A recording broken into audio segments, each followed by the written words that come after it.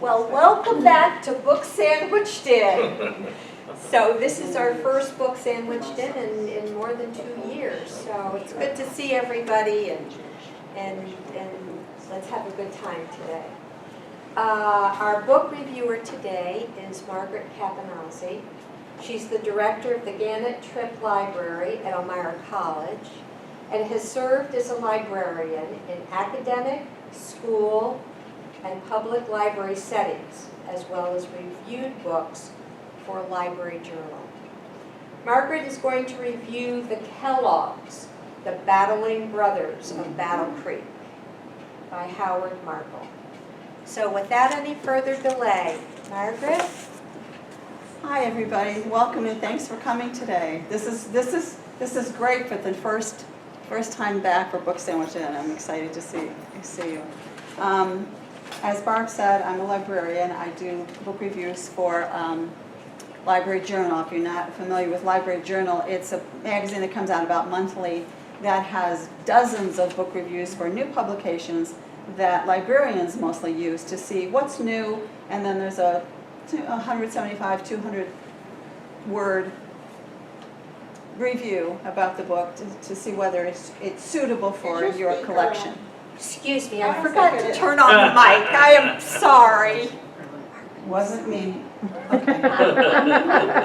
All right. So that's what Library Journal is, and I started reviewing for them about 12 or so years ago. And generally, they assign me books in the social sciences, and most of the books that I reviewed have had to do with colonial and revolutionary period U.S. history. And I never liked studying military history when I was in school. I never liked, remember you had to memorize the battles of the Civil War? I thought, who cares? I'm not interested. So, but now, having read so many books about the American Revolution, and I do read every word, I've learned a lot, and I've learned to, I still don't really like it, but there's a lot involved in military history that we need to take into consideration. So anyway, this book that I chose today, I didn't want to do anything heavy. I didn't want to do anything controversial because there's so much going on in the news. I don't need to enumerate all that nonsense that's out there. So I thought, well, I'm not going to do anything like that. So I picked one of the books that I have reviewed, and this one's about the Kellogg brothers. I'll tell you a little bit about the author. I think it's interesting that Howard Markel is not only a physician, but he's got a PhD in the history of medicine, science, and technology. So he's got one foot in the literary camp, but another foot in the medical camp. And he's an accomplished author, co-author, and co-editor of about 10 books and over 200 scholarly journal articles, I should say. And he teaches at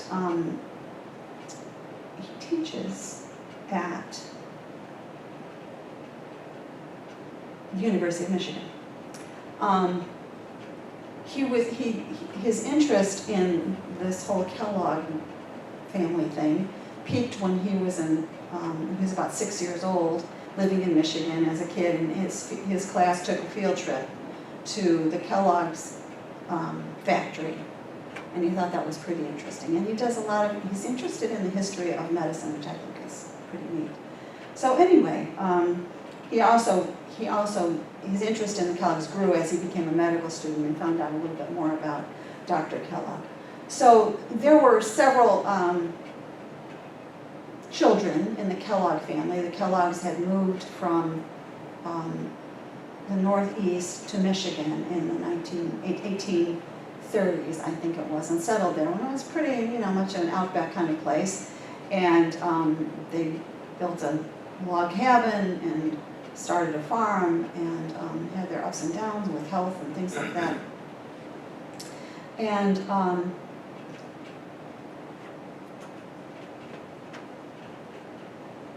John Harvey Kellogg was 8 years older than his younger brother, Will Keith Kellogg. And together, they introduced a concept of wellness that we're familiar with now. And I think for their time in the late 19th century, they were really ahead of their time when it came to medicine, when medicine was just starting to get out of what we might consider quackery into more scientifically based practices rather than bloodletting and things like that that used to happen. So they were in the forefront of that. Well, John, the older brother, became a physician. Their family had become Seventh-day Adventists in Michigan, and their religion had a wellness component to it. They were very concerned about a health reform movement, and they had started kind of a spa health resort medical establishment in Battle Creek, Michigan, where they lived. And his friends in the church kind of mentored him and wanted to send him to medical school because of the beliefs of the Seventh-day Adventists. So they didn't want him to mingle too much with others because they didn't agree with the morals, the ethics, the practices. So they wanted to make sure that he was in line with their beliefs. So he went to a couple of different schools, but then he broke with them and he said, if I'm going to really become a serious physician, I have to branch out a little bit. So he convinced them to let him go to Bellevue in New York to study there. And part of his interest in medicine, he was especially interested in gastroenterology. In the mid-19th century, the American diet was not friendly to people's guts. So I'm trying to do something light, but this involves gut stuff, gut issues. And John himself as a child suffered from some severe gastrointestinal issues. So when he became a physician, he was very interested in that. And he also was very interested in preventative medicine, which the Seventh-day Adventists were about. Clean living, against smoking and drinking and things like that, so that one could prevent complications instead of trying to deal with them after they developed. So he and his brother Will were really at the forefront of introducing this concept of wellness. John called it biologic living. And not to get too ahead of the story here, so Will was 8 years younger than John, and as children, John terrorized him. He treated him badly. He beat him. He played nasty tricks on him. He played pranks on him, and it was just his childhood. Will's childhood was a living hell. And because of that, he developed a complex of an inferiority complex. John was very intelligent, very well-informed. He was sent to school at a time when not every kid, had the luxury of going to school. He learned a lot. He eventually went on to various medical schools. Will, on the other hand, was known as not being too bright, but really he was. He made up for it by reading a lot and absorbing everything that he could. And he worked in their father's broom factory. And their parents had a farm, which did really well. They developed a broom factory, which I thought was very interesting. Seventh-day Adventists were about cleanliness. not just your environment, cleanliness of your environment, but your personal cleanliness as well, personal hygiene, and your dietary cleanliness as well. So brooms were important, and so they started a broom factory, and Will, as a teenager, worked in the broom factory and became very skilled in business practices and managerial practices. And as a very young man, he was sent to another broom factory in Texas, which was failing, to help pull them up and to help improve their business.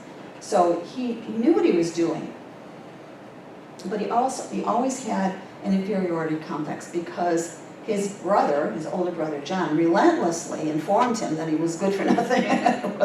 He was not good, and his brother, because his brother suffered from an enlarged ego. Let's put it that way.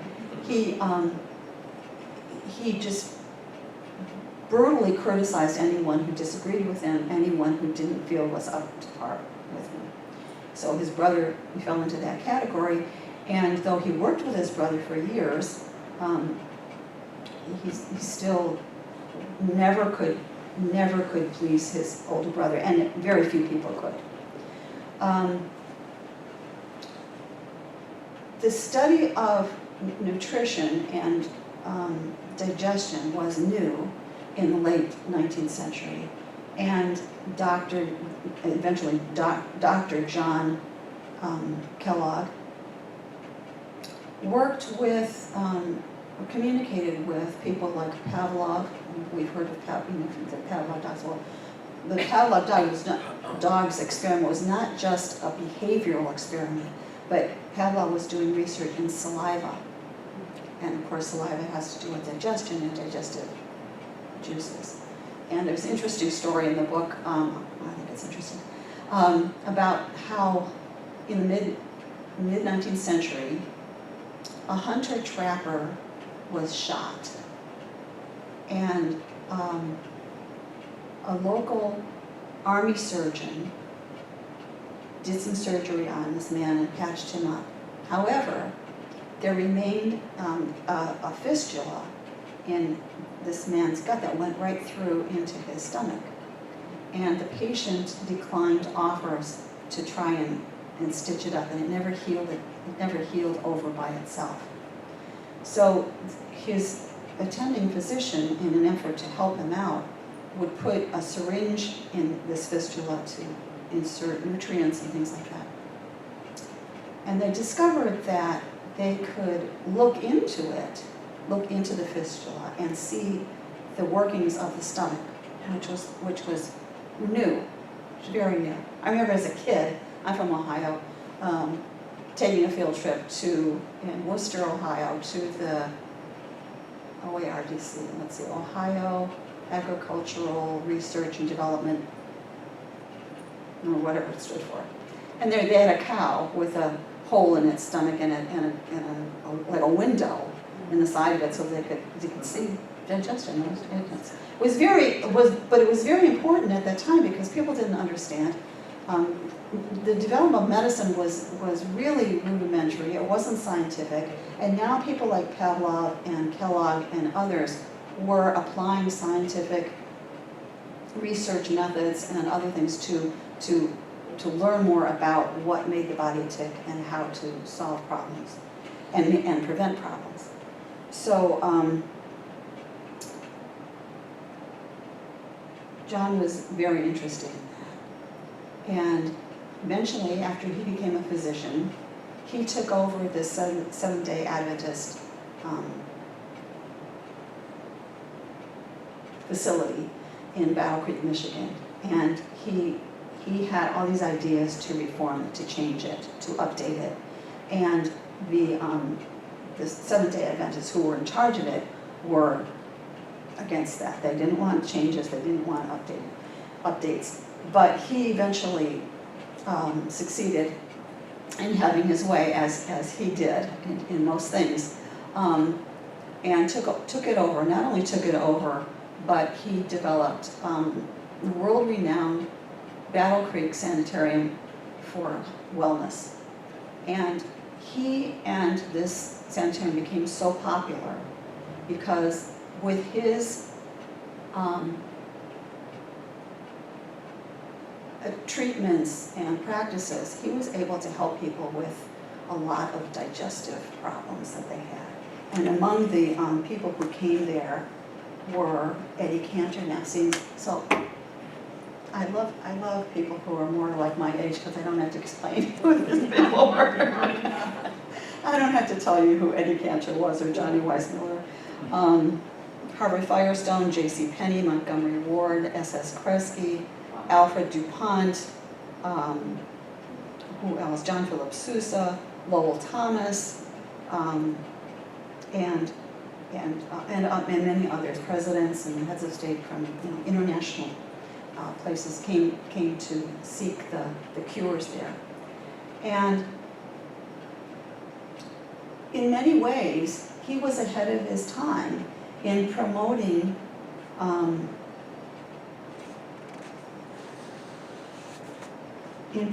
things that we know now are very helpful, like the necessity of exercise, adequate and good quality sleep, probiotics, he was all about it, whole grains, massage therapy, fresh air, spirituality, having a spiritual component to your life, laughter, stress reduction, hydration, drinking good, pure water, avoiding drugs, eating things in moderation and having a balance in your life and in your diet, portion control, ergonomics, and things like what in his facility they also practiced surgery. He was a surgeon, and he was at the forefront of introducing a sterile environment, wearing gloves and masks, and getting a patient up and moving, which now we do. In those days, and even in our lifetime, you just sat and rested for weeks at a time before you started moving. Now they want to get you up and moving as soon as you can after surgery. So he was at the forefront of that. His brother Will, so John, Dr. John, was very bombastic and flamboyant, and he was a real showman. He was charismatic. He had a lot of knowledge, and he wasn't afraid to Let people know it. yeah. Get people the benefit of knowing what he was all about. And but he was also very critical of anyone who criticized him, and he let them know it too in no uncertain terms. And Will was very shy, as you might imagine from some of the things that he suffered as a child, and some of the advantages that he didn't get and as the youngest of almost a dozen children in the family, some of whom didn't survive. He didn't get all the attention that that he thought he should, or that maybe he needed.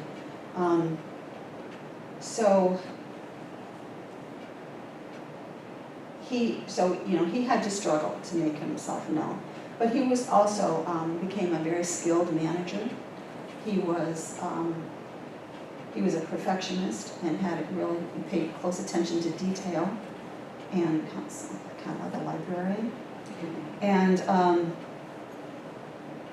so he introduced business practices, good business practices that are still in practice today. They're still applied today. That that back in those days he became quite the industrialist, and akin to in those days Henry Ford, Edison, Tesla. What else am I thinking of? Andrew Carnegie, people like that who were really at the forefront of making these big companies, making them work, and that was the key. So he became one of the world's most successful industrialists. And the two brothers, as I said, didn't get along at all because of their different personalities and because of the tensions between them. They were always not just arguing with each other, but vicious, nasty to each other.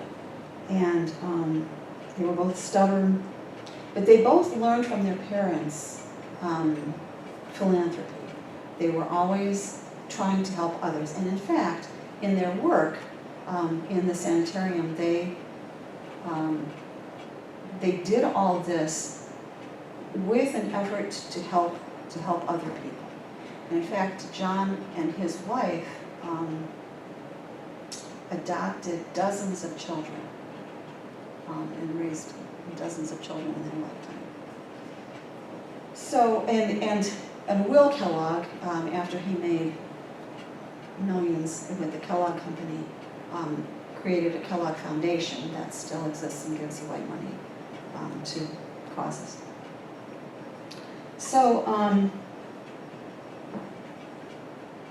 so they were very different people, but the same in some ways, because they were both very driven, very passionate about what they were doing. And I think but the author contends that because of that headbutting all the time, it made each of them more successful and advanced their own work. They wanted to be better. They wanted to and sometimes show up the other brother, which ended up to be a good thing for what they did. So one of the things that when John took over the sanitarium in the 1870s, he hired his brother Will in 1880 to manage the place because he knew that he could trust Will. He needed somebody he could trust. He also needed somebody he could push around, and he saw that in John. And John allowed that to happen, even though he resented it.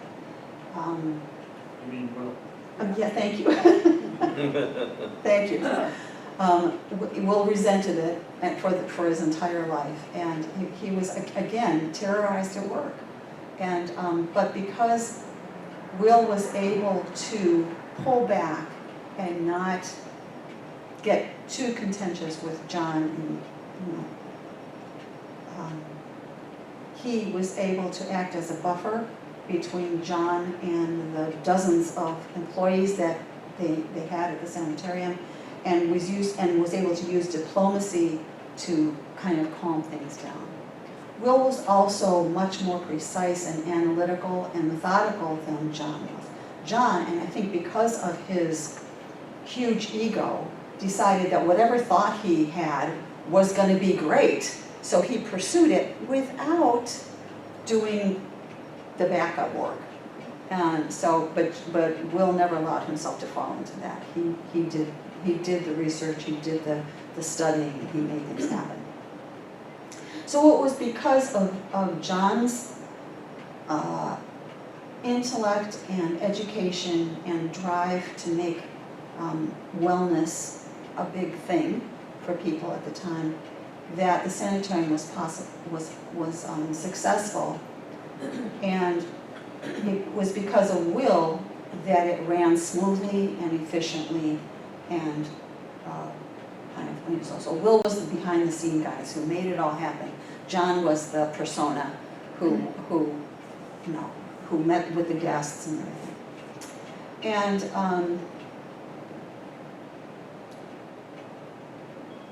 they not only ran the sanitarium, but they also had two health magazines, or one health magazine called Good Health, and they changed the name, I can't remember, to another name after a while. They had a lot of health products, they had, their cereals that they had exercise machines that they promoted, a lot of things that they did. They had a medical publishing company. John traveled all over the place, not just in the United States, but internationally, to give talks and lectures, and was really quite a phenomenon at that time. So one of the things that John wanted to do. When he was a medical student at Bellevue, he was in a rush all the time. He had to study, he lived on his own, he didn't have anybody to cook for him, although he did pay his land. He bought food and he paid his landlady, I think, to cook for him. But everything always had to be rushed. And he wanted to find a way to develop a nutritious, healthy, quick, grain-based breakfast that you could, kind of a grab-and-go thing that, because in those days, there were a lot of grain-based breakfasts, but women, usually women, got up early in the morning to boil and stir. If anybody's ever cooked grains, it's going to scorch, right? Gotta watch it all the time. So it took hours for them to make what became porridge or mush or whatever they called it, gruel at the time. And it was thick or thin depending on your economic status, right? If you thinned it out with water, if you couldn't afford it, or you had it nice and dense if you could. So this took forever, and John was interested in, and he also realized that the way things were cooked then was not gut friendly. So eventually, when he went back to the sanitarium, he worked on trying to do this. Now he had some predecessors and competition in this already. The Quaker Oats people in Ohio had produced their Quaker oat cereal, and another man in Niagara Falls, Nabisco, what became Nabisco, produced shredded wheat. So you took this mush of wheat and extruded it from like a sieve, and made long strains of wheat that kind of curled up on each other and dried out, baked and dried up, and then there you had shredded wheat.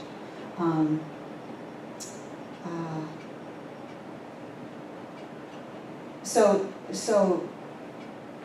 John wanted to produce something similar to that for his patients at the sanitarium, and worked tirelessly. He and Will both worked tirelessly, and trial after trial after trial, to get a product that was both easy to eat and nutritious and tasty. So it started with wheat, and again they mushed it up and made this mush, and then they would roll it out in sheets and bake it slowly, and then crack it up to make flakes. And sometimes, the sheet of mush was too thin, sometimes it was too thick, sometimes it didn't bake right, sometimes it didn't have enough flavor. But they developed a product that they were satisfied with, and they used it for their patients. And then, theirs had a combination of wheat and oats and barley and maybe some other grains as well. So, but Will in particular spent hours and hours and hours trying to perfect the product. He had more time to do that. Among everything else that he did in the sanitarium, he really had his hand in every aspect of managing the place. And over time, they developed not only that product, but other products that they could do. And they fed them to the guests at the sanitarium. But when the guests left, they wanted that cereal. They wanted to take it home with them. So they started to develop packaged products that they could sell to people to take home with them. And Will decided, why limit it with our patients? Let's send it out. Let's make it available to the general public. And it seemed that every time Will had an idea to advance things, John said no. Maybe because it wasn't his idea. He was a control freak. They both were in their own sense. So eventually, Will made that work, and they started producing cornflakes. and sent it out all over the place and made a lot of money, so that kind of helped subsidize the sanitarium. And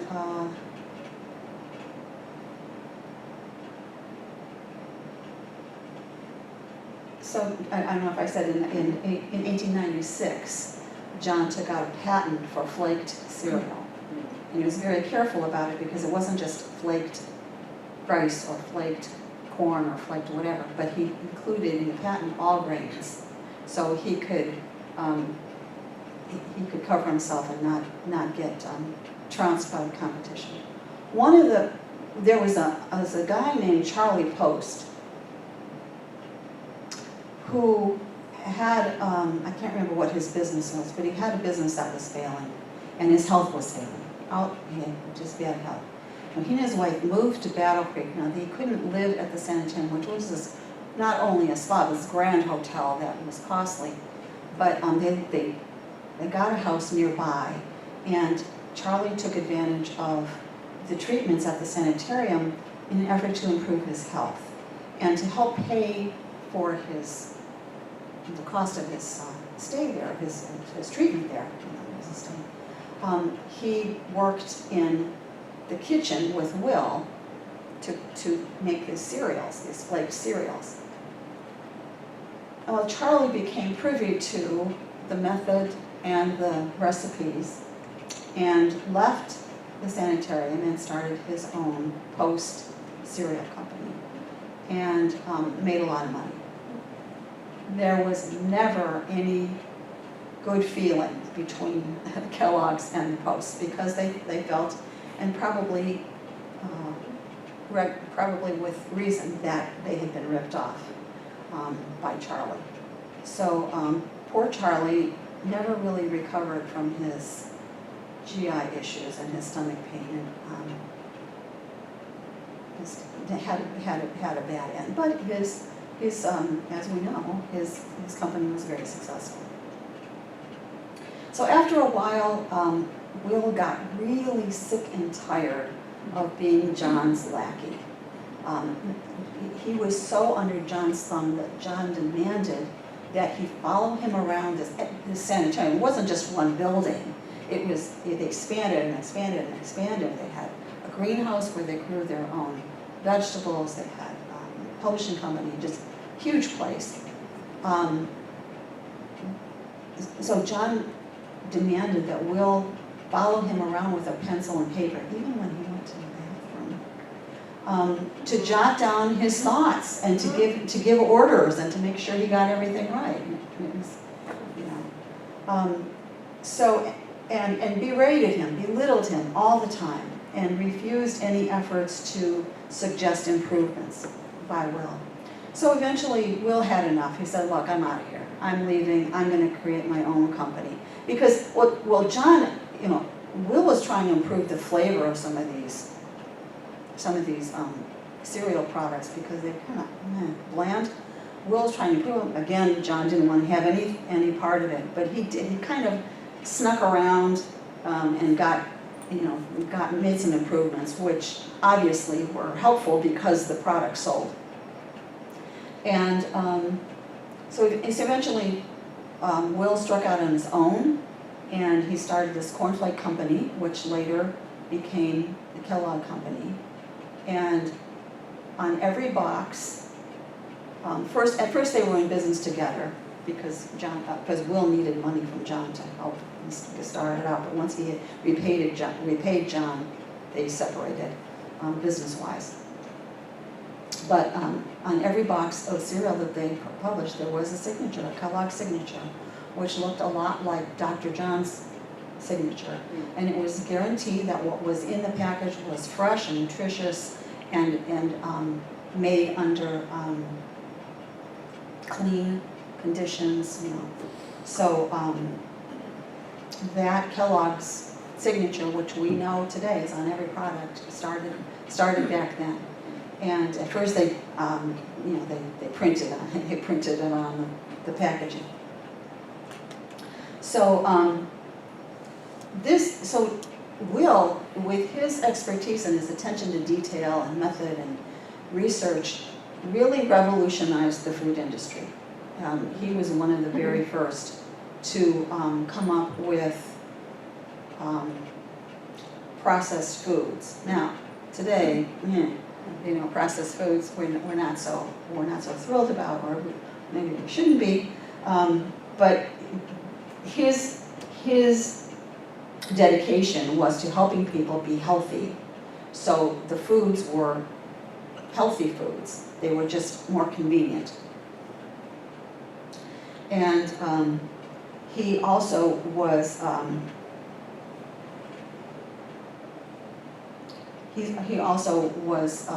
adept at using new advertising techniques to promote the cereal. And again, John didn't want to have any part of that, but he used jingles and cartoon characters and started to market to children so that there were prizes in the box of cereal. And that, well, we all know how difficult it is sometimes to say no to kids. So it was really a big thing. And again, he became one of the top industrialists in the country at that time.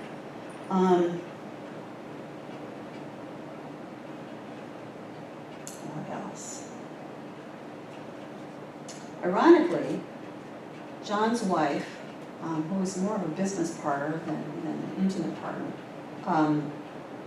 got sick and died of colon cancer, which is really interesting because he was so involved with gastrointestinal health.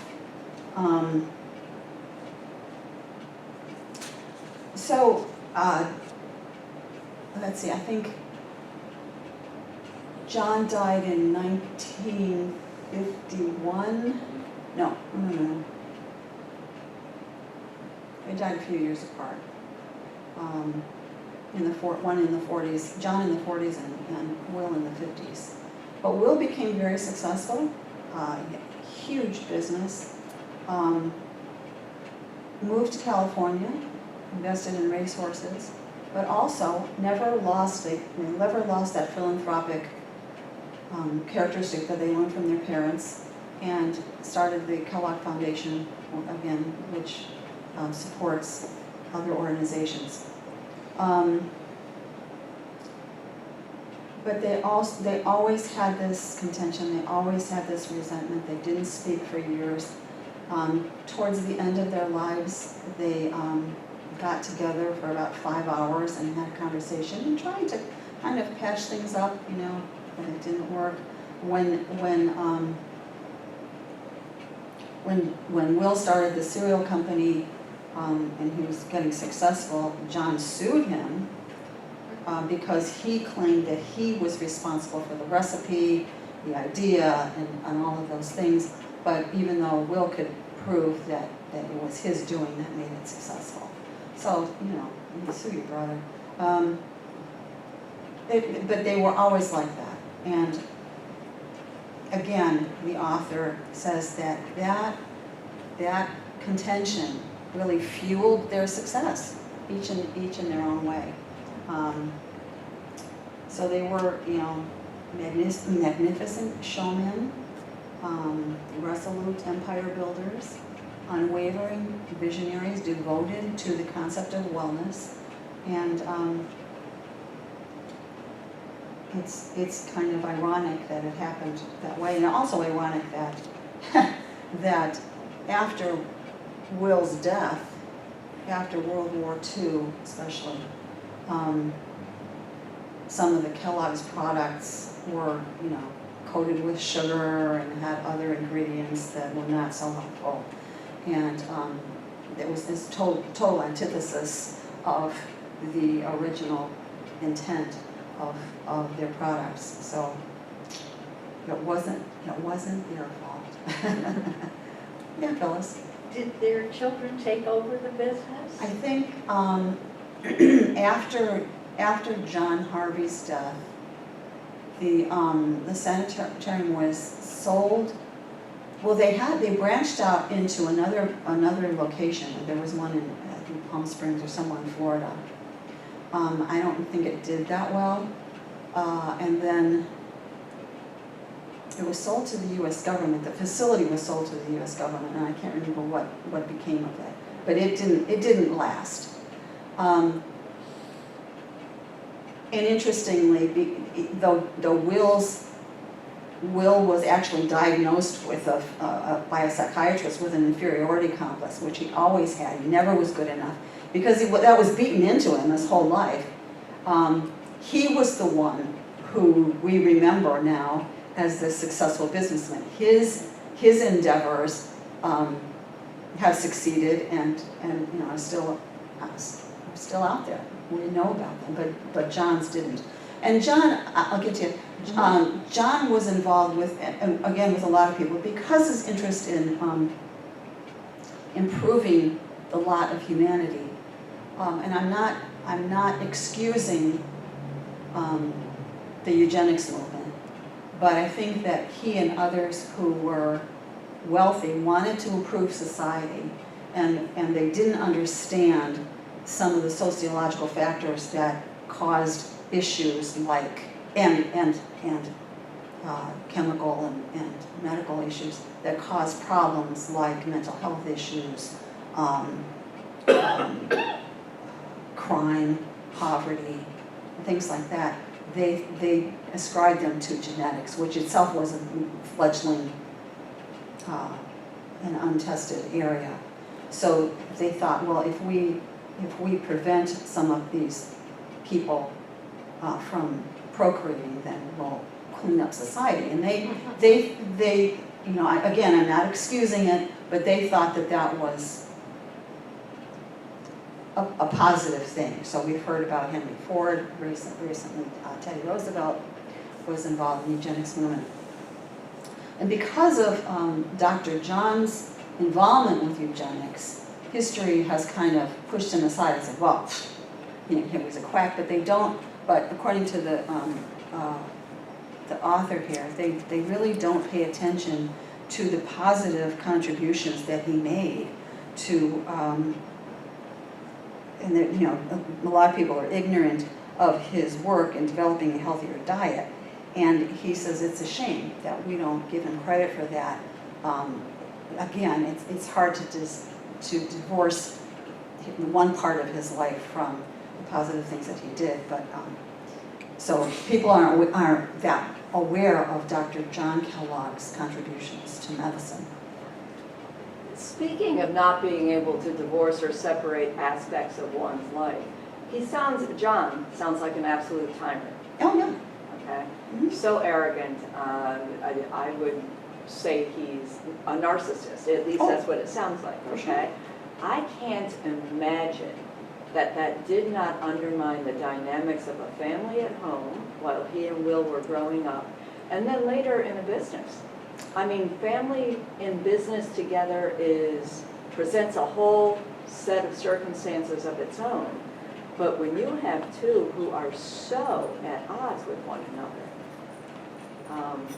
I'm afraid I'm not seeing much of the good at all in John. I think one of the problems is that, personally, he was a wreck. I mean, Detestable. but he was very charismatic, and to the public, he had this persona. And, by the time John was out of the house and went to medical school, Will was coming of his own and starting to become, in a limited way, in business, in his father's business. And the issue is that Will believed it. And he, because of that continued pounding by his older brother, and because of the lack of affection that he got from a busy household at home, he believed it. And he believed that he was inferior. But in an odd way, his resentment against his brother fueled his own drive to success. I get that. Does Markel speak at all about knowing anything or learning anything about other members of the family? I mean, There is a siblings? little bit about other members, but this mostly focuses on these two brothers because they were the Kellogg brothers who made this happen.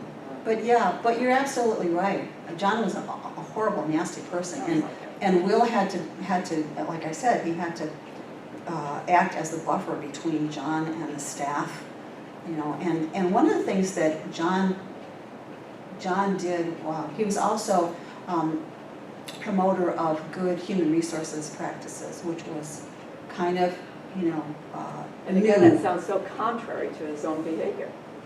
Well, I think part of it was because of their parents. They had a real strong upbringing in the Seventh-day Adventist movement, and they were, you know, it was moral, ethical, you know, all of these good qualities. They learned that, but they didn't apply it to each other. And I think as an administrator, as a manager, Will also knew that you have to take care of your people. You know, he was an efficiency person, he was, you know, quality control. You had to take care of your people because then you can get something out of them. So, and also in Battle Creek, you know, it's kind of a small town. Well, you had to take care of your community as well, because that's where everybody was there. Speaking about the community, were they known to be benefactors of their communities? Did they have lasting effects upon the quality of life in their communities? Well, certainly John and his wife adopted. It's believed that they never consummated their marriage because of their belief in. John believed that in addition to alcohol, not eating meat, and not using tobacco, he thought that sex was not healthy. And so he promoted abstinence, and we're not sure whether they ever consummated their marriage. They didn't have children of their own, but they raised dozens of orphans. So that was a philanthropic thing. His wife was more of a, she's described more of as they cared for each other, but she was more of a good business partner and researcher than a wife in an intimate sense. And so, yeah. I was thinking more like the larger community. Take, for example, Corning, which has been a benefactor Right. of the area. Is that where they also excelled or not? I started to read, I read this book several years ago. I tried to reread the entire thing in preparation for this, but I didn't get the whole thing. But I know that they did give away money to other institutions or endeavors. They will, in the 1930s, during the Great Depression, so that none of his employees in the Kellogg factory would be laid off, he shortened the workday from 8 to 6 hours. And they weren't union people, but they took care of their people. They weren't in favor of unions. But he shortened the workday so that everyone would still have a job. They were always into helping other people. Let's see, let's go here first. Excuse me, 2 questions. How long did the sanitarium exist as a treatment center? And then secondly, along the line of what you were talking about there, when they adopted all these children, did they choose them for their characteristics in line with their eugenics? It doesn't say. It doesn't And say that. how did they? But I think they did adopt some African American kids, a few African American kids. How did John have time to adopt all these children with how busy and traveling he was? Did it fall on his wife? Well, he didn't do it. Yeah, He didn't do it, and they had a lot of money, so they had a huge house. They had a huge house, and his wife was devoted to taking care of him, but I'm sure they had a lot of money. Yeah, and what was the first question? Oh, how So- long did the sanitarium? Let's see. Well, it started actually pre-John, before John's takeover, but actually with his management in 1876, I think. And it went through the 30s. And I'm sorry, I don't remember. And I think there were a lot of different reasons why it kind of fizzled. And a lot of it is maybe, the world wars, and economics, and a lot of different things. And then people's attitude towards health and maybe medicine is changing too. What's the facility being used as today, right now? Is this huge? I don't know. Oh, I don't know. must be used for something else. I'm hoping there's at least a museum there as a library person. Let's. I heard that on the radio or something a long time ago, that the Kellogg's were throwing away every morning a lot of oatmeal. So that's why they were looking for something like a cold cereal, because there was so much waste. Yeah, They couldn't, sometimes people wanted more or less. right. You couldn't save it. Right. Did the Kellogg's make graham crackers? Graham was before them. The Graham flour, there was a Okay. person yeah. named Graham that came before. And again, some of these, That was supposed some of to- these changes were made by people with religious backgrounds. They thought the graham cracker would have people would have less desire, and then they would have less hips, and they would eat the graham cracker. I didn't hear that. Well, that's I think that was interesting. Paul Harvey or somebody. The rest of the story. Yeah. So Graham and graham crackers came before the Kellogg's, but they did serve graham crackers. Well, I have a different view of the sanatorium than you people, because I was a young girl living in the northwest side of Chicago, and the only way I have not heard of Battle Creek since then, until the report here. But I can remember as a young girl in Chicago during the late 20s, it was Depression days, and our kind of cereal was always a hot cereals, and it was made in a bulk, and my mother served it. We didn't have packaged cereal, and I don't remember her buying it if it were available, because we were not wealthy, and everybody lived very frugally. We didn't eat anywhere near what the people eat today. But in any case, I only remember Battle Creek because some of my girlfriends, their mothers, would be given the gift of going to the sanatorium in Battle Creek, not to be treated, but because they were depressed, or else they had some kind of problem at home or that, and they would send them to Battle Creek as a gift. And that's the way I think of the sanatorium. And it was, they did address more than just digestive issues there too, and they had surgeries, and just kind of a way to deal with depression and things like that, and But it was a rest, place like you retreat. had exercise, Yep. and you had your vision and your appearance improved, and they all loved to go to Battle Creek. Yeah, and a new patient would come in and get all cleaned up and get evaluated from head to toe, and see what their medical issues were, or and they were on a regimen. In fact, the water cure was big then. The water cure was not invented by the Kellogg's, but it was part of their regimen there.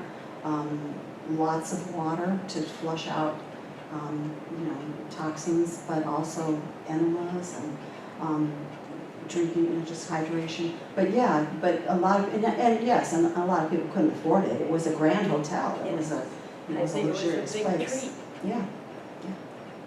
But That's why it compliments in her, like, if you have 12 kids at home and you're cooking cereal for hours in the morning, it would be a big treat. You have to go away Right, for a couple right. weeks. and I think you would learn. And you didn't buy. When I was growing up, we didn't have packaged cereals. First of all, by the time I was in the 60s, it was garbage. When My these parents didn't buy little it. boxes turned up, that was a big treat Oh, too. Yeah. You didn't know about all these different cereals like you see in the market today. Yeah. And so the little treat that you had your own box, when that turned up in the years, must have been the 40s maybe, they were considered to be a treat to have. Yeah. So I just remember it so differently than as being some kind of a hotel. And, Well, it was a spa. Yeah. It was a spa. and it was the idea that wasn't called a spa, but it was where they put mother to get away. Yeah. Dad had the job, and they needed it if they had it during the Depression. Yeah. I think following on that as well too, I'm learning as I read different sources and hear different stories about some of my long deceased family members. Sanatorium was a word that was very broadly applied to. I mean, I know of stories of people who were sent to dry out from bouts of alcoholism to the sanatorium. Yeah. You know, so it was all of that. This is the sanatorium and sanitarium. This was a sanitarium, so it was much more about health and sanitarium. Sometimes I associate with other kinds of problems, either mental health problems or addiction problems or something like that. Could be. Maybe that's just my perception. Could be wrong. Yeah. In looking up the name of William Kellogg, the foundation is named after him, the Kellogg Foundation. And in this present day, they're pretty strong in peace and justice, social betterment in terms of races, Mexico. They have because they will support grants, they will do grants to groups. One's called the New Venture Fund, and that's important in terms of racial equality. So when I was asking the question about the community, on one hand, I was talking about the local community. How did their life make their city any better? You know? But in this day and age, 2022, they're pretty strong in terms of peace and justice and social betterment. Yeah, and I think they also had learning centers, nursing school, hospitals. So this sanitarium wasn't just this one. It wasn't just one part of it. They had a publishing company, nursing school, medical school. They started a community, local college. So they did advance education. I think in that time it was mostly dedicated to promoting health, my sense is. I'm certainly, Battle Creek is a relatively small, or was a relatively small area, so they employed dozens and dozens of people, and I'm sure that it's kind of like around here, you can't throw a stone without being someone who's worked at the prison, I know how many people I know that, that work or have worked at the prison. Mark Twain was familiar with the sanitarium near him on East Hill. So the water was very important. Yeah, and then sadly his family had health issues, his wife.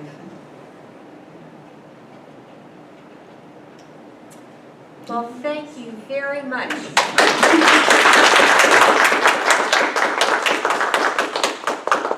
That was a very interesting review. Well, thank you for your attention and your questions. That's always a great part of it. Can we get the book here? Oh, the book is available through the CCLD. I looked it up and I don't remember. It's not, I don't think it's at Steele, but you can get it from one interlibrary loan. It's a verb now, interlibrary loan it. You can get it from the library.